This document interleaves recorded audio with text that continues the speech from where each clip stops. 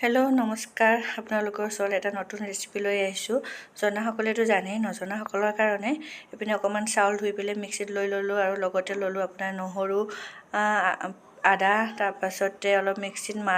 মাৰাৰ পাছতে যে মনত পৰিছে লং এলাইচি আৰু গোটা জিৰা দিব লাগে বুলি দি ল'লোঁ এয়া অকণমান ব্ৰইলাৰ মাংস আনিছিলোঁ আৰু এইফালে এটা পিঁয়াজ কাটি ল'লোঁ আৰু এইফালে কেৰাহীটো পাতি দিলোঁ এয়া তেল গৰম হোৱাৰ পাছত মই গোটা জিৰা কেইটামান ফুটাই ল'লোঁ গোটা জিৰা দিয়াৰ পাছতে মই পিঁয়াজখিনি অকণমান ৰঙচুৱা হোৱালৈকে ভাজি ল'ম বেছি কষ্টও কৰিব নালাগে একদম চিম্পুল মছলা ব্যৱহাৰ কৰা নাই এতিয়া মাংসখিনি দি ল'লোঁ অলপ ফ্ৰাই কৰাৰ পাছতে আপোনাৰ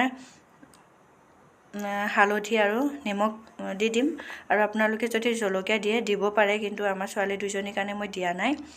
এয়া মাংসটো ফ্ৰাই হ'ল সম্পূৰ্ণ ফ্ৰাই কৰি ল'ব তেতিয়া মানে বেছি কিবা কৰিব নালাগে আৰু এইফালে মই গৰম পানী ঢালি দিলোঁ গৰম পানী ঢালাৰ পাছত উতল অহাৰ পাছতে মই কলখাৰটো দিছোঁ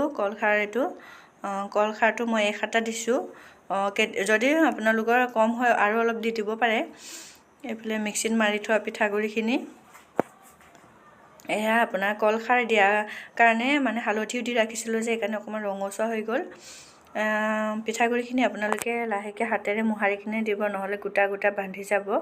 আৰু কলখাৰটো যদি নিদিয়ে তেতিয়া গোটা গোটা বান্ধিব আৰু পিঠাগুড়ি দিয়াৰ পাছত লৰাই থাকিব নহ'লে কেৰাহীত লাগি যাব মোৰ ধুনীয়াকৈ ৰেডি হৈ আহিছে মানে আঞ্জাখিনি ডাঠ হৈ আহিছে এয়া কিমান ধুনীয়া লিখি চাওকচোন